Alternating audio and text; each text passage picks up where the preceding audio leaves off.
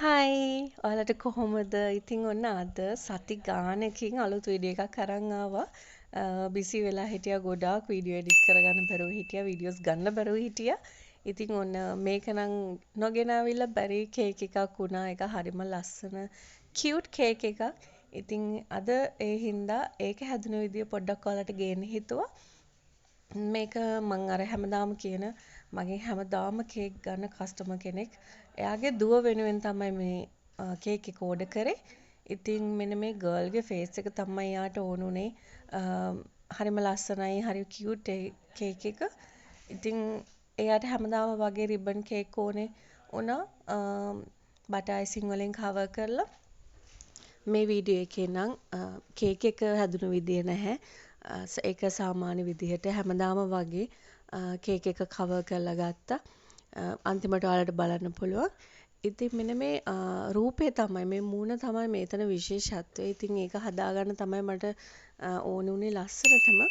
මම මෙතනදී මගේ කේක් එක අඟල් 7 කේක් එකක් පළල මම මෙතනදී අඟල් 6 කේක් බෝඩ් එකක් පාවිච්චි කරා මේ මූණ හදන්න.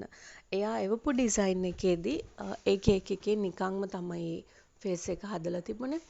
මට ඒත් ඒක ටිකක් අපි කියන්නේ ඒක ටිකක් කැපිලා පේන විදියට හදාගන්න ඕනේ නිසා මෙතනදී ගෝල්ඩ් කලර් පොඩි බෝඩ් එකක් පාවිච්චි කරා. ඒක උඩ තමයි හැදුවේ. මෙන්න මේ විදියට මට ගැලපෙන රවුමක් අරගෙන මම මූණ කපා ගත්තා. ඒ වගේම බෙල්ල හදාගත්තා. ඒ ෆොටෝ එකේ තිබුණේ ලස්සන කර්ල්ස් ටිකක්. ඉතින් මේ මුලින්ම හදපු කර්ල්ස් ටික හදාගෙන යද්දි තේරුණා ඒ කර්ල්ස් ටික ඒ මූණට ගැලපෙන්නේ නැහැ. ඒක මහතමාදී නිකන් හීනි වැඩි වගේ දෙයක් හිතුණා. ඉතින් අන්තිමට හදාගෙන යනකොට මම ඒක ආපහු පොඩ්ඩක් වෙනස් කරා. ඉතින් මේ S2 පියාගෙන ඉන්නවා වගේ පොඩි ලයින් දෙකක් තමයි තිබුණේ. ඒක මම අතින් තමයි හදාගත්තේ. මෙන්න මේ විදියට මම කර්ල්ස් ටික අයින් කරලා මහත කර්ල්ස් ගත්තා. එතකොට ඔයාලටත් පේනවා ඇති මේ මූණ හරි පිරිච්ච ගතියක්, හරි හුරතල් ගතියක් එනවා මේ කර්ල්ස් වලින්. මෙන්න මේ විදිහට තමයි මම ඒ කර්ල්ස් හදාගත්තේ. ඊට පස්සේ කොණ්ඩේට ගහන මල බැලුවා. මම ළඟ හදපු sugar flowers ටිකක් තිබුණා. අපි ඉතින් සැරින් සැරේ ඒවත් තියලා බැලුවා ඒවා ගැලපෙනවද කියලා. අන්තිමට මෙන්න මේ සකුරා මල් ටික තමයි කොණ්ඩේ වෙනුවෙන් පාවිච්චි කළේ. මේ වගේ බන්ච් එකක් හදලා මුලින්ම අපි ඩස්ට් කරලා බැලුවා. ඒකත් ටිකක් ඩස්ට් කරලා බැලුවෙන් පස්සේ හිතුණා ටිකක් ගැලපෙන්නේ නැහැ කියලා. ඊගාවට අපි සුදුත් එක්කම මික්ස් එකේ තමයි මේ මල් ටික දැම්මේ. ඔයාලට පුළුවන් බලා ගන්න. ඒ ගර්ල්ට මම කොණ්ඩේ බෝලයක් වගේ හදලා අන්තිමට දානවා. ඇත්තටම මේක හදනකොට ලේසි වගේ පෙනුනට මට හදද්දි පොඩි වෙලාවක් ගියා. මොකද මං හිත තමයි හැදුවේ මේක කොහොමද කරන්නේ කියලා. එවපු ෆොටෝ එකේ නම් එයාගේ කොණ්ඩේට දාපු මල් බන්ච් එක තිබුණේ බටර් අයිසින් වලින් 2D nozzle එකකින් වගේ රෝසට් දාලා. ඉතින් මට ඒක ටිකක් මදි කියලා හිතිලා තමයි මම sugar flowers දාන්න හදන්නේ. මෙන්න මේ විදිහට තියලා බලලා ගැලපෙනවද කියලා බැලුවා.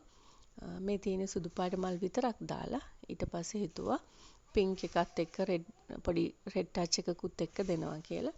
ඉතින් මෙන්න මෙහෙම තමයි කේක් බෝඩ් එක කේක් එක උඩින් තියාගත්තේ. මේක තියාගන්න කලින් ඔයිල් පේපර් එකක් මේ කේක් බෝඩ් එකේ ගානට කපාගෙන කේක් එක උඩ තියලා ඒ වගේම කේක් බෝඩ් එකේ පොඩි අයිසින් එකක් ගාලා මම ඒක උඩ තමයි තියලා තින්නේ.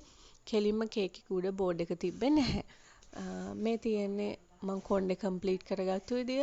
මෙතනදී මම පේස්ට් එකකින් බෝලයක් වගේ අරගෙන ඒකට පොඩි කොණ්ඩේ වගේ අර ටූල් එකකින් මම ඇඳලා තමයි මම මේ මල් ටික රඳවගන්නේ. මෙතනදී මම මේ ඔක්කොටම පාවිච්චි කරේ ෆ්ලවර් පේස්ට් එක. ඉතින් ඔයාලට මේ වගේ දෙයකට ෆොන්ඩන්ට් ගම් පේස්ට් පාවිච්චි කරන්න පුළුවන්. හැබැයි මේ ෆ්ලවර් පේස්ට් එක පාවිච්චි කරනවා නම් ඒක හරි පහසුයි. ඔයාලට පේන ඇති ක්‍රැක් එකක් මේ කර්ල්ස් හදද්දි ක්‍රැක් වෙලා කැඩෙන්නේ මොනවත් වෙන්නේ නැහැ. ඒක හරිම ෆ්ලෙක්සිබල්. මේ තියෙන්නේ මම බෙල්ලට මාලයක් එකේ තිබුණා පර්ල්ස් වලින්. ඉතින් මම ඒකත් අලව ගන්නවා පර්ල්ස් ටිකක්.